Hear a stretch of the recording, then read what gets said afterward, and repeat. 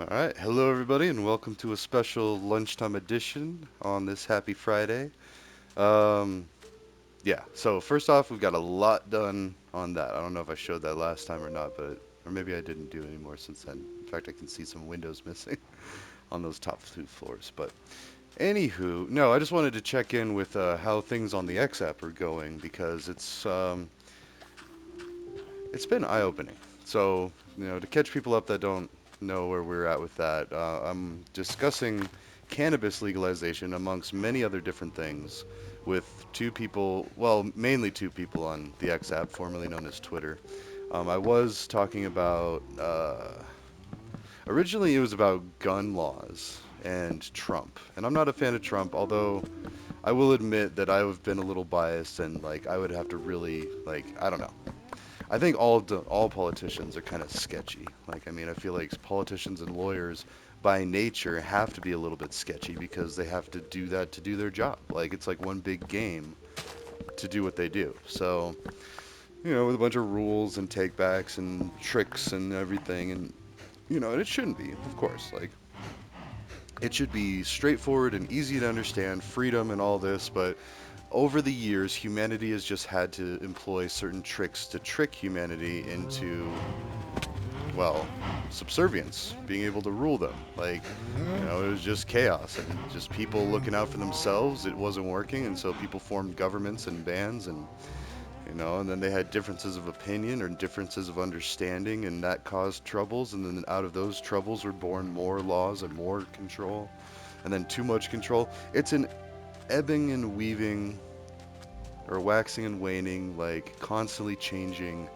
problem and solution, like just politics or governance or controlling people. And really, we're starting to find out that we don't really need to do it a whole lot. Like, we're finally getting to the point where we can trust that people will be people, and if they're mature enough, they'll act in a certain way. If they're not mature enough, then they might just need some guidance and some help along the way. But every person, every human, everyone with a human brain, and sorry, that's not a slight against people with disabilities. I'm just saying, like, if you're just a typical human, doesn't matter your skin color, where you were born, whatever, we are all the same in about everything that matters. So, I was just having this discussion with one of my coworkers. So I just got back from Malaysia, and I toured this mafia house. Basically, it was a house for wealthy people that happened to be there because they were a part of like the Chinese mafia or the I don't know what they call them there. Not the triads. I know that's like one, but for the sake of just discussion, like they did crime. They stole, they sold things that were illegal, they took shortcuts.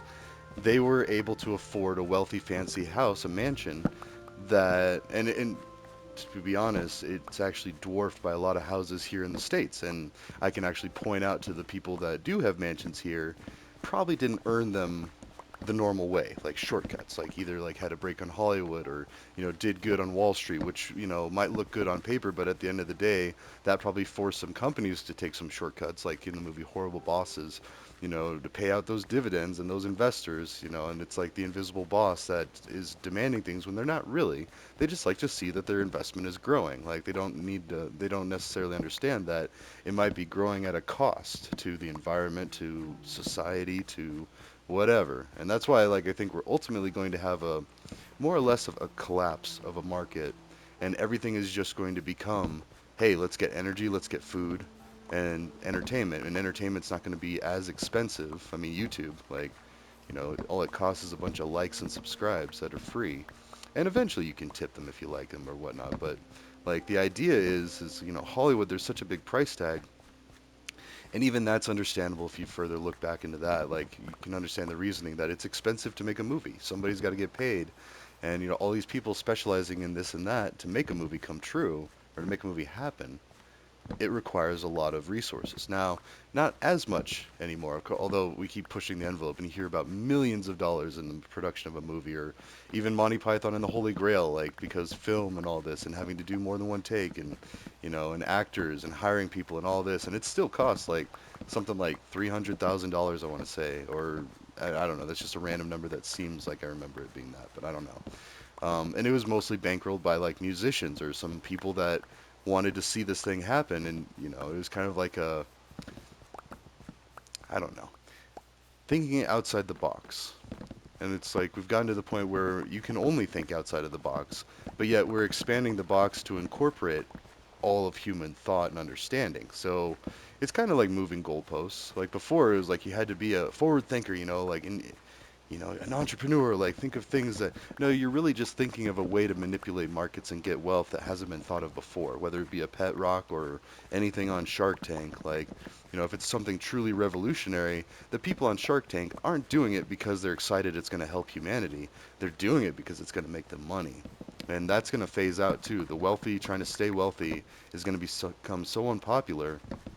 I mean, I almost hate to say it, like it'll become like a purge thing. Hopefully not, but I mean, I like to think it's going to be more of a Maslow's hierarchy of needs that people are going to start to realize, wait, I don't need all of this. In fact, a lot of this is making me miserable because there's people out there looking to me, be like, for an answer when all I know is how to sing or act well in a movie. Like, I don't know how to actually fix problems well, and that's okay because we've got computer scientists, thinkers, people that have to come up with algorithms to solve very complex problems dealing with immense numbers of data points or files or whatever, like thousands, millions, billions of files or data locations or something, and it has to work perfectly every time.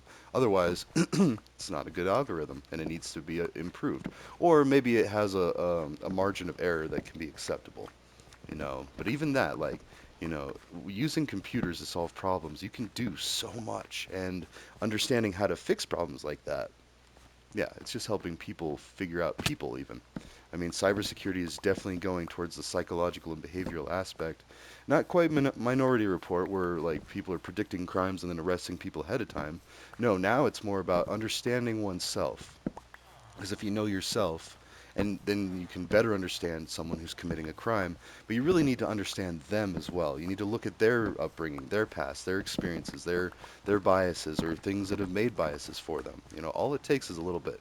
And that circles back to what I was originally talking about, this XApp conversation. So this guy, he's ex-military, special forces, killed a lot of people, I'm sure. And just by the way he talks, he even had to do some things off the books, or I don't know how he said it, is like things that he can't talk about. Well, if he can't talk about it, then chances are it's either illegal, immoral, or it's only semi-quasi legal.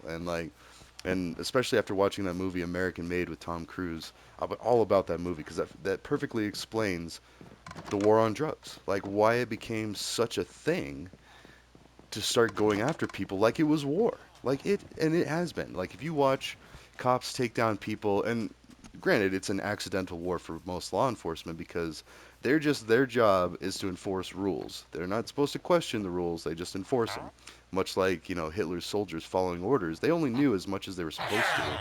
That way they could be manipulated. Now, similar to law enforcement, I'm definitely not calling law enforcement Nazis. I have a lot of friends and family that are cops, and so same with religion. I have a lot of friends and family that are devout Christians that I've learned that I need to be careful with what I say and how I say it because that's not really what I mean most of the time. I might be frustrated and be like, "Well, you don't really have all the answers. Why do you keep, preaching out of this book and acting like it's going to?" Because it's not going to fix everything. It's a guide full of guidelines that a bunch of dusty old dudes wandering around in a desert 2,000 years ago came up with. They're like, wow, okay, if we do this, this will guide humanity to be good people. And the basis of all Christianity is do unto others as you would have done to you. Treat others how you want to be treated, you know. And I like to add a little third part to that. Treat others like you'd like to be treated and expect nothing in return. Or no, treat others like you'd want to be treated. Trust that they're rational enough to do the same and expect nothing in return. Because see, that last part is important because if you do something nice for someone and they don't immediately reciprocate, that doesn't mean that they're mean or they're angry or they hate you. And that's a lot of relationship stuff. Problems arise from that because you might do something nice for your partner or your significant other and then nothing. You don't see anything. When they might try to show in their own way something nice or something, and you might completely miss what they're trying to do. And it all comes down to communication, and that's a big thing with computer science now, because communication between the job specs and the actual programmer making the software, or even the hardware for that matter, if there isn't proper communication, it could be very expensive. Even scrapping projects, companies can go under, people can lose jobs, all that stuff. And now, like the FANG companies are laying off people or at least Twitch is laying off a bunch of people too, because those salaries aren't sustainable. Like if you're going to pay somebody, well, that and the cost of labor is going down too. I mean, I like my job. I'm paid very well for what I do, but not overly well, and I think I could be comfortable with this for life. Like, and well, and as I say that, I need to be mindful about that. I need to put my money where my mouth is, and as I do start making money, because it's only inevitable. Like, I mean, I might keep making more and more, but like, or maybe not. I don't know. I work for a nonprofit, so maybe I'll just chillax where I'm at and be patient. I'm gonna be able to afford a house soon. Can't quite yet, and I'm just trying to buy a condo. You know, and it's me and my two kiddos, part time too. Anyway, so it's not even like full time, and that might change too. I don't know. I wouldn't be against it getting back with the co-parent, but I mean, I think she's still a little upset, and it's gonna take some time. So, anyways, back to the military dude. So, found out the underlying reason why he hates cannabis. He blames cannabis for the death of his two sisters in a car crash that was caused by a driver who had cannabis in his system. Now, there's a lot of holes in that, and I can understand. I can relate. My dad was killed indirectly by alcohol. He was depressed. He committed suicide. He was drunk a lot, and he was in the military. He served. He thought, oh, that's going to make everything better, and he found out quickly that it doesn't. It just means that you possibly killed somebody. I don't think he actually did, but you have to live with friends dying, like friends that you made in basic might not come back with you, and I know what it's like to lose friends. I've lost many in the war on drugs, and mostly just life too, like car crashes, drinking, like 'cause it's not just drugs. I say that a lot, but I do like to think that if cannabis had been legal, like my buddy CS, we'll just use initials, he might not be dead. Like he might have been out partying, smoking some bud instead. That was a lot more, if that was a lot more socially acceptable, then who knows? Maybe he wouldn't have been drunk driving that one night, or it might not have been as big of an issue to go to the liquor store before it closed and get more liquor for the party. The party could have been fine with bud or whatever. I mean, kids are going to be kids, and I'm going to have to deal with that when my own kids get to be older, like whether they drink responsibly or not at all. Like I really doubt that like anybody's going to like stay completely abstinent all the way to college. Like it's just unfortunate. We've got peer pressure, we've got curiosity. I mean, it's just human nature. So, anyways, back to military guys. So he lost two sisters, and that's a lot. That is quite a big blow in one go. Like, you know. And then I was like, oh, so now you understand a little bit more about all those people in the Middle East from our 20-year invasion. And I hate to go like completely hippy dippy with that, but it's true. And part of what we were discussing was, if you kill somebody in another country for the military, you're still killing. And the thing is, wait, why was there a dead pufferfish? What? Interesting. Like a pufferfish? I've never seen a pufferfish. Like a dead one, like you could pick up. Like you could probably cook it and eat it and maybe get poisoned. I don't know, but that's new. I wonder when that happened, or it's new to me. Anyways, so my point being is he lost two members of his family dead. Doesn't matter the cause, because I mean, really, the cause was impaired driving. It doesn't matter what, and that's what I said to him. I was like, it doesn't matter if he was huffing glue, too tired, or eating a cheeseburger. Like the fact was, is he was driving impaired or distracted or whatever, and he caused a traffic accident. The fact that there was weed in his system isn't exactly completely condemning. It's not something to ignore by any means.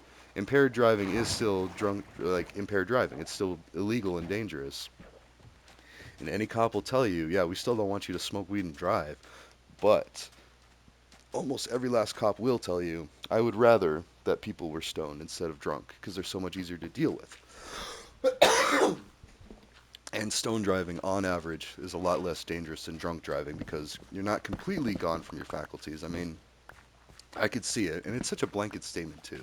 Like there's indica, there's sativa. The sativas are generally more higher potency that can cause more anxiety and paranoia, whereas indica's not nearly as big of a deal. So even if that was like what we've seen with the 3-2 laws happen in America, 3-2 law just made kids have to buy more beer to get just as drunk. So, you know, I don't know. But anyways, back to this dude. So, and he's like starting to rip on the other guy now, who he seems Hispanic. I think his last name is Reyes, or well, sorry, we won't use names, but it sounds Hispanic. And in fact, no, I know that because he did say in this discussion that his family was immigrants and he got citizenship the right way.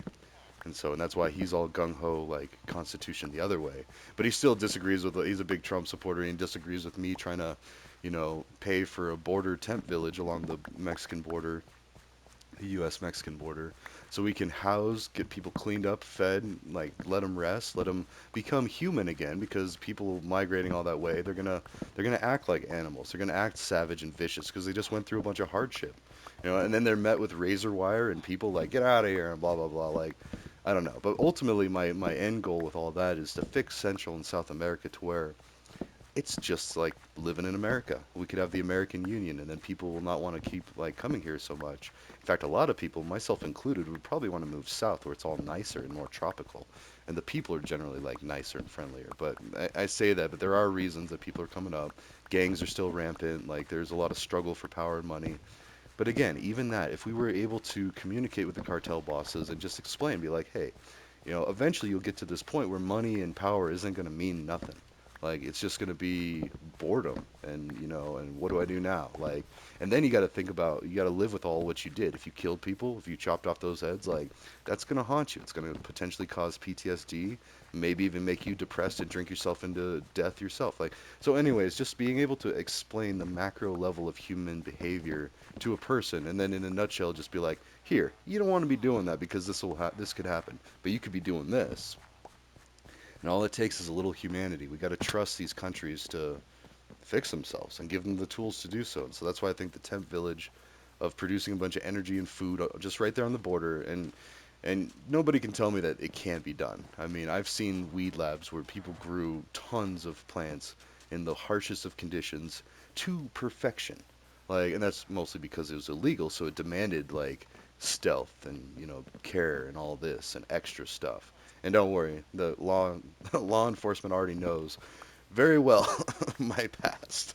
So none of this is incriminating. None of this is going to get me in any trouble. But it's just the fact of the matter is, it's like how silly were we as people to ban weed for so long and then be surprised when problems happen, like prohibition and all that. But anyways, back to this dude. So he lost his sisters. Very tragic. I'm not denying that. I lost my grandpa to a drunk driver, my dad to alcohol, so I'm a little angry at alcohol. But I understand that people should be free to do what they wish. Their bodily autonomy is very important, and that that also got kind of interesting because New Citizen. There we go. We could call the other guy New Citizen. He was going on about how vaccines and all drugs should be legal, but vaccines shouldn't be forced on anyone, and like your body, your choice, like it should be freedom. And then I said, oh yeah, and same with abortion. He's like, right, but killing a person is still illegal. And so then it's the debate of when is a fetus or an embryo considered a person? At what point? And a lot of people, especially the more religious type people or anti-abortion people, would say that it happens at the junction when the one thing and the one thing. Say I kind of got to still make this PG-13 in case my kids watch it. But anyways, conception. There we go. At conception is when life forms.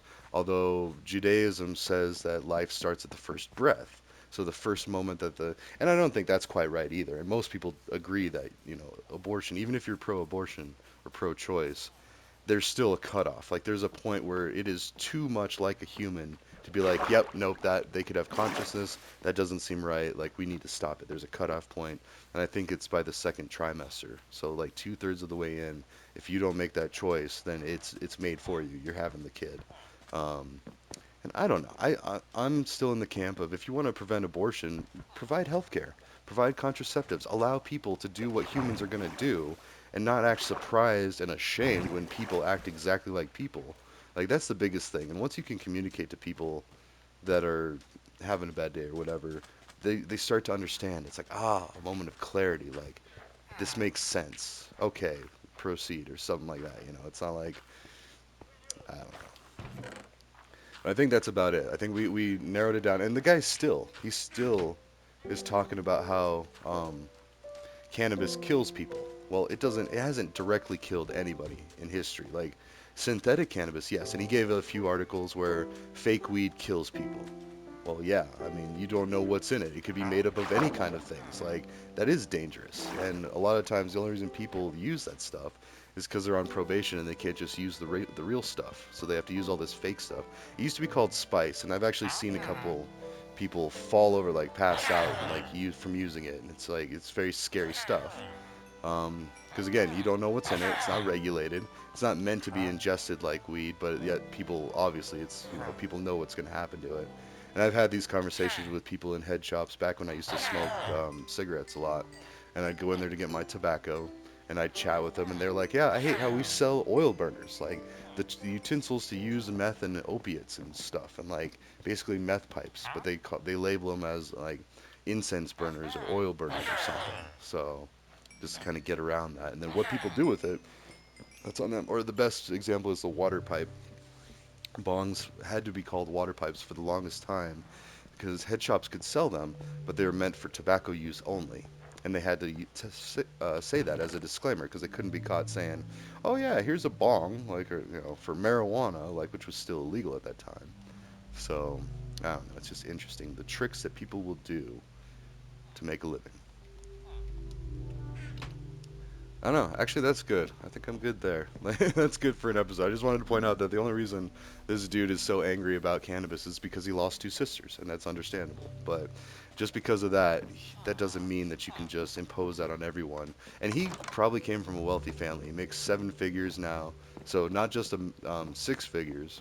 It's like hundreds of thousands. He makes $1 million plus every year. This one guy I'm talking to that's probably killed people and then I'm trying to point out to him, be like, hey, what about all the people you killed? Now, every one of those people was someone's son or daughter or brother or sister, and now they're going to hate America all that much more because of what you did.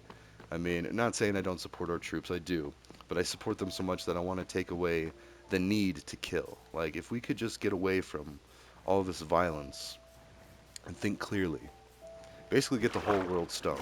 No, I'm just kidding, but that has been said, like in like Bob Marley songs and stuff, is like the whole world just needs to calm down and understand that we're all people. And now everybody's like screaming this, like we're all humans, we're all people, like and I can attest to that. When I was in Spain, I saw a bunch of little clay pots and tools and stuff that looked like I was in a Native American museum. Or same with Malaysia, same exact thing, like a bunch of gangsters running mafia houses, like and casinos and gambling because they had to do what they had to do to get money in that time.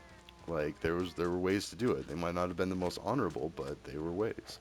So, and they liked golf. That was what cracked me up the most, is there was a bunch of golf clubs in this mafia house. I was like, wow, wait, you mean like the president of the United States or like all the, wealthy people back in the US? It's like once you reach a certain social status, and a lot of them probably felt like, projection. They felt like they had to prove themselves even more because they didn't earn their wealth legitimately. So they had to be like, oh, well, I am wealthy, not some like dirty cheater or shortcut user or whatever, like, or however they want to think about it in their own head. So, anyways, I'm hungry. I'm gonna go eat some food. And actually, I gotta get back to work here soon. So, ta-ta for now. But just know that XApp is great for discussing things. And I'll probably try to be on here maybe even later tonight or Sunday. I don't know. I got some things I gotta do tonight, but definitely Sunday.